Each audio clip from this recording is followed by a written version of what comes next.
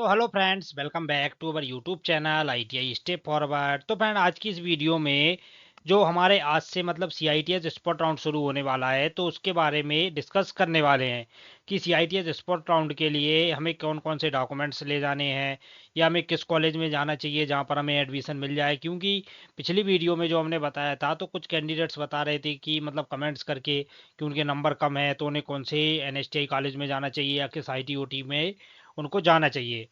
तो आज की इस वीडियो में मैं आपको फुल डिटेल्स में बता देना चाहता हूँ कि जैसे अगर कोई भी कैंडिडेट्स है, जैसे किसी का इलेक्ट्रीशियन ट्रेड से है, अगर उसके 50 नंबर हैं या 60 नंबर है, तो उसको उस कॉलेज को देखना चाहिए जहाँ पर कॉलेज की सीटें ज़्यादा हैं। क्योंकि जिस कॉलेज में ज़्यादा सीटें रहेंगी तो वहाँ पर मतलब आपको जाना बहुत बढ़िया रहेगा। क्योंकि जिस कॉलेज में आप मान लीजिए इलेक्ट्रीशियन से आप जा रहे हैं, वहाँ पर 2 सीटें हैं, तो वहाँ पर ऐसा रहेगा कि कुछ कैंडिडेट्स ऐसे भी आएंगे जिनके नंबर आपसे थोड़े बहुत ज़्यादा होंगे। तो वहाँ पर ऐसा रहेगा कि फिर प्रेफरेंस उनको मिल जाएगी। अब आप ये सोच रहे हैं कि हमें दूसरे राज्य नहीं नहीं जाना है, मतलब आपके ही राज्य में करना है, तो ऐसा संभव नहीं है। क्योंकि अगर मान लीजिए आपके स्टेट में अगर कम वैकेंसी है, तो वहाँ पर चक्कर क्या रहेगा कि मतलब यहाँ पर प्रॉब्लम ये रहेगी कि आपको कॉलेज मिलने के चांस कम रहेंगे। जैसे जनरल के लिए उसने कट ऑफ कितना बताया है, 33 बताया है। ओबीसी और ईडब्ल्यूएस के लिए 29 बताया है और एससी एसटी पीएच के लिए 20 कट ऑफ बताया है। तो कट ऑफ के अकॉर्डिंग जैसे मान लीजिए आपका इलेक्ट्रीशियन ट्रेड है और आपके 40 नंबर हैं, तो 40 नंबर में जैसे आप कॉलेज में किसी भी आईटीओटी में जाते हैं या कॉलेज में जाते हैं, तो मान लीजिए वहाँ पर इलेक्ट्रीशियन की कितनी पोस्टें हैं, 5 पोस्टें हैं और आपके नंबर है 40। तो अब उसमें प्रॉब्लम ये रहेगी कि 5 पोस्टों में आपका सिलेक्शन होने के चांस बहुत कम है। और जैसे किसी कॉलेज में मान लीजिए 15 सीटें हैं खाली इलेक्ट्रीशियन की, तो 15 सीटों में चांसेस आपके ज़्यादा रहेंगे, क्योंकि हो सकता है वहाँ पर कैंडिडेट्स कम पहुँचे।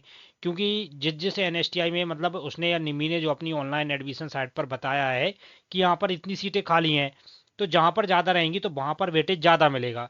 तो आपसे रिक्वेस्ट है, मतलब अगर आपको सीआईटीएस करना ही है इस साल, तो आपको फिर ज़्यादा जहाँ पर सीटें हैं वहीं पर आपको जाना पड़ेगा।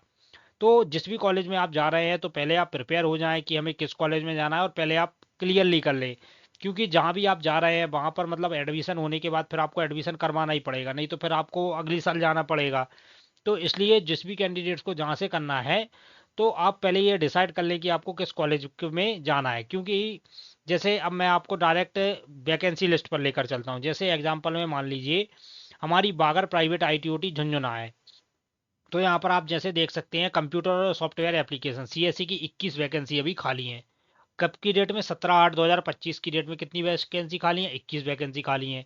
तो यहाँ पर कोई सीएसए वाला जाता है तो यहाँ पर ज़्यादा वेटेज रहेगा। उसके बाद इलेक्ट्रीशियन झुंझुनू की बात करें तो 46 पोस्टें हैं, फिटर की 36 पोस्टें हैं, मैकेनिक डीजल की 35 पोस्टें हैं। तो इस प्रकार आप देख सकते हैं कि प्राइवेट आईटीओटी में सीटें ज़्यादा खाली हैं। अब ये स्पॉट राउंड जो है ये हमारा लास्ट चांस है, मतलब स्पॉट राउंड के बाद कोई भी ऐसा राउंड नहीं है। मतलब इसमें अगर आपका हो गया तो हो गया, नहीं तो फिर आपको नेक्स्ट ईयर के लिए वेट करना ही पड़ेगा। तो ऐसे कैंडिडेट्स हैं जो जिन्हें मतलब मन बना चुके हैं कि आपको करना ही है। जैसे एग्जांपल में मैं आपको बताऊं, भोपाल आईटीओटी में आप देख सकते हैं इलेक्ट्रीशियन की 5 पोस्टें खाली हैं, तो यहाँ पर क्या है चांस थोड़े कम रहेंगे। लेकिन अगर फिटर की बात करें तो 14 पोस्टें खाली हैं। वेल्डर की बात करें तो 38 पोस्टें खाली हैं। इलेक्ट्रीशियन बिजू पटनायक की बात करें तो आप देख सकते हैं उड़ीसा में 17 पोस्टें खाली हैं। तो इस प्रकार अलग अलग पोस्टें खाली हैं। तो जिस भी कॉलेज में आप जा रहे हैं पहले आप कंफर्म कर लें कि अब वहाँ पर आपका हो जाएगा या नहीं हो जाएगा, उसके अकॉर्डिंग ही आपको कॉलेज में जाना है। क्योंकि अब ऐसा तो है नहीं है कि जहाँ पर 7 पोस्टें या 6 पोस्टें खाली हैं तो वहाँ पर और स्टूडेंट नहीं जाएंगे, बिल्कुल जाएंगे। क्योंकि अगर जिसको करना है या जिसको एडमिशन लेना है तो वो तो वहाँ पर पहुँचेगा ही। तो आप सभी को इन बातों का ध्यान रखना है। तो वीडियो के माध्यम से मैं आपको यही बताना चाह रहा था कि आप पहले कंफर्म कर लें कि आपको किस कॉलेज में जाना है, उसके अकॉर्डिंग ही आप जाएं।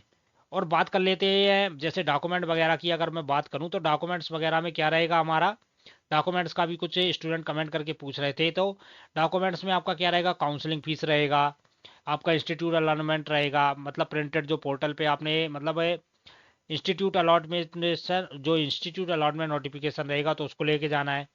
आपके एकेडमिक सर्टिफिकेट हो गया, 10th 12th की मार्कशीट हो गई आपकी, आईटीआई डिप्लोमा डिग्री हो गया, आधार कार्ड हो गया आपका, मेडिकल फिटनेस सर्टिफिकेट हो गया। मेडिकल फिटनेस सर्टिफिकेट भी आपको बनवा कर ले जाना ही पड़ेगा।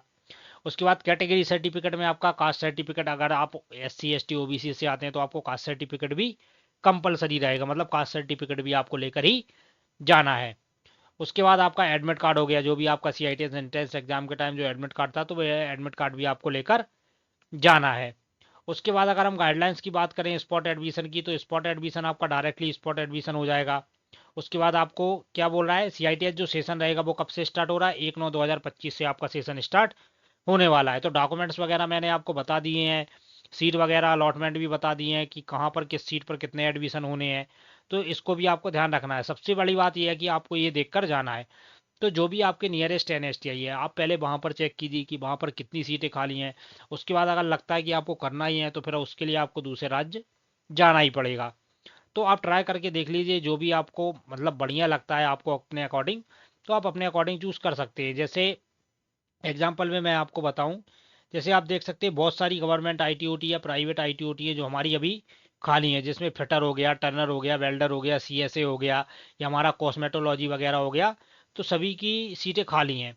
जैसे एग्जाम्पल में मैं आपको सर्च करके बताऊं इसमें, जैसे हम फिटर की सीटें देखते हैं, एग्जाम्पल में फिटर ट्रेड की हम सीटें देखते हैं, तो आप देख सकते हैं झुंझुनू आईटीआई में 36 सीटें हैं। मतलब सबसे ज़्यादा देखो 40 सीटें, ये क्या है, देवनगारे आईटीओटी गवर्नमेंट ऑफ कर्नाटक, 40 सीटें यहाँ पर हैं। उसके अलावा आप देख सकते हैं जैसे हमारा गवर्नमेंट आईटीओटी रायपुर हो गया, यहाँ पर फुटर की सिर्फ एक पोस्टें दी गई हैं। गवर्नमेंट आईटीओटी जयपुर हो गया, यहाँ पर कितनी, 2 पोस्टें दी गई हैं। तो इस प्रकार आप देख सकते हैं फिटर की, वैसे तो फिटर की बहुत सारी वैकेंसी खाली है। जैसे ये क्या है, सैयदाबाद प्राइवेट आईटीओटी भगपात, तो इसमें हमारी 77 पोस्टें खाली हैं। तो जो भी आपको लगता है कि ये हमारे नियरेस्ट है, जैसे एनएसटीआई मुंबई में आप देख सकते हैं फिटर की 15 पोस्टें खाली हैं। एनएसटीआई कानपुर में एक भी पोस्ट खाली नहीं है, पूरी सीटें भर चुकी हैं। तो एनएसटीआई कानपुर में जाने से फिटर वालों को कोई मतलब ही नहीं है। उसके बाद जमशेदपुर हो गया, 3 पोस्टें खाली हैं। एनएसटीआई हावड़ा हो गया, 2 पोस्टें खाली हैं। एनएसटीआई चेन्नई में 24 पोस्टें अभी भी खाली हैं। एनएसटीआई बेंगलोर में 20 पोस्टें अभी भी खाली हैं। एनएसटीआई वुमेन हैदराबाद हो गया, 18 पोस्टें खाली हैं। मॉडल आईटीओटी बेंगलोर में आप देख सकते हैं 37 पोस्टें खाली हैं। जैन प्राइवेट आईटीओटी में 4 पोस्टें खाली हैं। तो इस प्रकार आप मतलब देख लें पहले कि कहाँ पर कितनी पोस्टें खाली हैं, उसके बाद ही आप कॉलेज में एडमिशन कराने के लिए जाएं। उसके अलावा आपको जो भी अगर डाउट होता है तो आप हमसे कमेंट बॉक्स में कमेंट करके पक्का से पूछ सकते हैं, और मैं कोशिश करूंगा कि सबको उसका रिप्लाई दे सकूं। और अगर आपको वीडियो पसंद आया हो तो वीडियो को लाइक करके चैनल को सब्सक्राइब पक्का से कर लें। तो मिलते हैं नेक्स्ट वीडियो में, तब तक के लिए जय हिंद।